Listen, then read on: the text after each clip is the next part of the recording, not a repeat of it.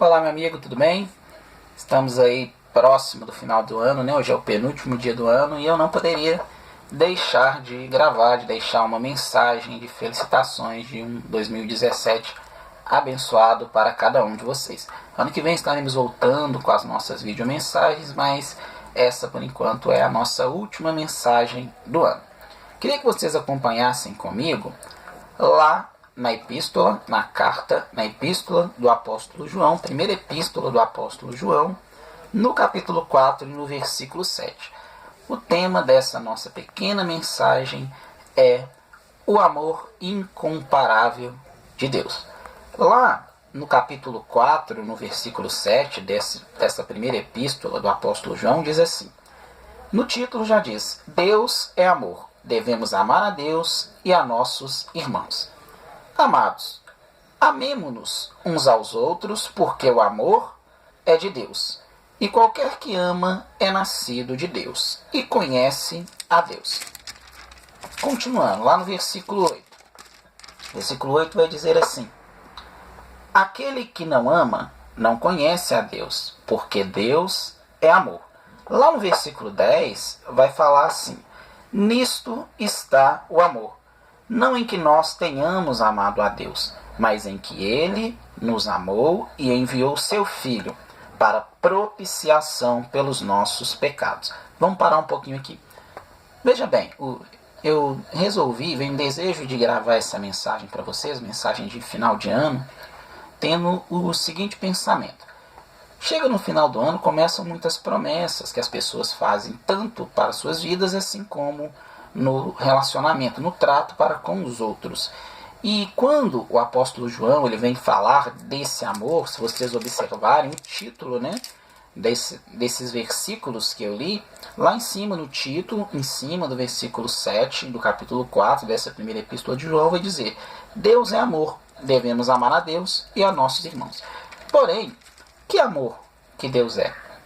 No português não há essa noção de vários tipos de amor, de várias manifestações de amor. Mas o que nós precisamos entender? A Bíblia, o Novo Testamento, foi escrito em grego, e por ter sido escrito em grego, o significado das palavras em outro idioma é bem diferente, muitas das vezes, do significado naquele idioma que nós estamos lendo. Nesse caso, diferente do português. Quando nós pegamos a palavra amor, tanto na Bíblia quanto no idioma grego, na língua grega, nós vamos identificar alguns tipos de amor. Entre eles nós vamos ter o amor ágape, que é o amor de Deus, que é um amor incomparável, que é um amor que é incontestável e que muitos consideram quase que impraticável. Existe também o amor que ele vem da palavra filia, que seria mais próximo de amizade, de compaixão. Por isso que existe a palavra filosofia. Zofia ou sofia significaria sabedoria, e o filo, que vem de filia, significaria um amor, mas um amor mais próximo da amizade. Então seria uma amizade da sabedoria, isso seria filosofia. E temos ainda o amor que é eros. Esse eros já seria um amor mais carnal, um amor mais ligado à paixão, mais ligado ao prazer.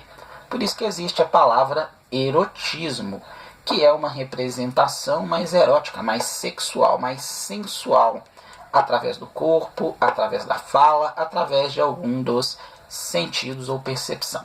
Quando nós entendemos que existem esses três tipos característicos de amor, nós precisamos entender qual é o amor que está sendo dito, que está sendo falado aqui nessa epístola do apóstolo João.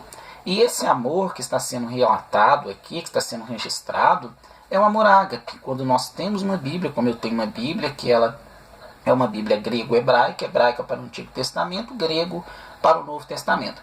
E a palavra que está grifada na minha Bíblia, sublinhada, quando eu vou verificar o significado dela no dicionário que contém nessa Bíblia, um dicionário do original grego, eu identifico que não é nem o amor filia, tampouco o amor eros, mas que é o amor ágape.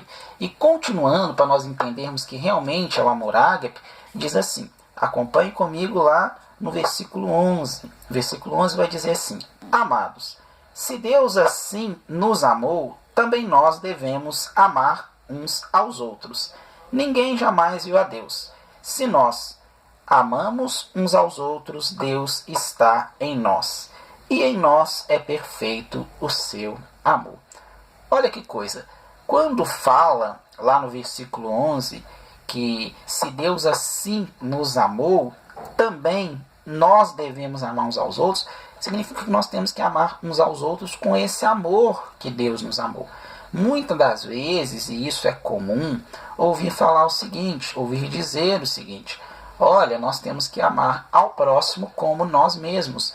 Se for num contexto bíblico, e uma crença cristã, o próprio Jesus, ele revogou esse mandamento. Se você tem uma Bíblia, você pode acompanhar, não mais na epístola, mas no Evangelho segundo João, no capítulo 13, no versículo 34, que vai dizer assim: um novo mandamento vos dou, que vos ameis uns aos outros como eu vos amei.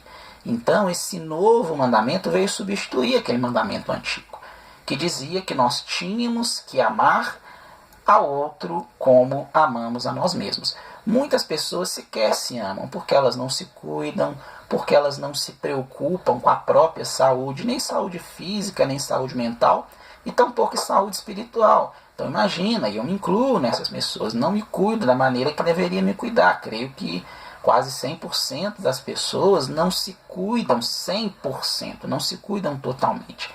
Pela correria do dia a dia, pelos muitos compromissos, projetos e assim por diante.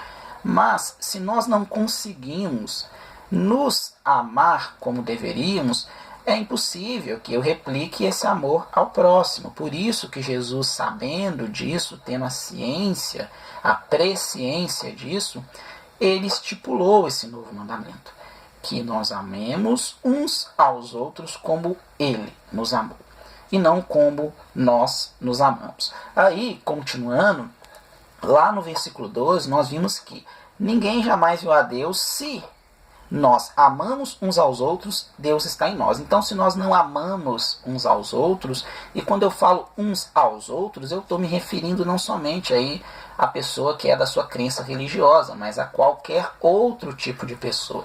Se você não consegue manifestar amor por alguém que tem um pecado diferente do seu, e você vive julgando essa pessoa, condenando essa pessoa a uma perdição, ao inferno eterno, isso mostra que você não está em amor. Você precisa reavaliar esse amor que você diz que tem em Deus, em Cristo ou na entidade espiritual que você acredita. O adequado é que você viva em amor com os outros, porque nós não vimos a Deus. Então, quando eu amo o outro, eu estou nesse amor e eu estou amando a Deus. Lá embaixo ainda fala assim, nos versículos bem lá embaixo, no versículo 20, vai dizer: se alguém diz, eu amo a Deus e aborrece a seu irmão, é mentiroso, pois quem não ama seu irmão ao qual viu, como pode amar a Deus a quem não viu? E mais em cima, no 18, vai dizer: no amor não há temor, antes o perfeito amor lança fora o medo, porque o temor tem consigo a pena, e o que teme não é perfeito em amor. Eu trouxe o significado de algumas dessas palavras.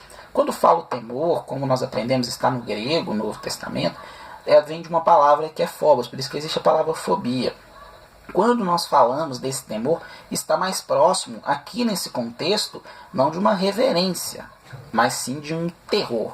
Então, esse amor que Cristo veio nos trazer, esse amor ágape, ele não é um terror, um medo. Se eu fizer uma coisa errada, eu vou ser punido com isso, como infelizmente a maioria das religiões elas vivem, elas seguem. Mas é um amor com foco em agradar a Deus, com foco em agradar a Deus através do amor ao próximo.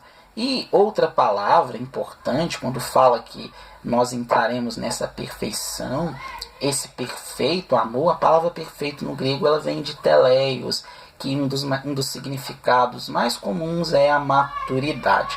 Então, quando nós amamos a Deus, nós crescemos em maturidade. Então, meu amigo, minha amiga, o que eu desejo para você é que você tenha esse entendimento de amar ao outro independente da crença dele, independente da diferença dele para contigo, mas que você ame a ele como Cristo te amou.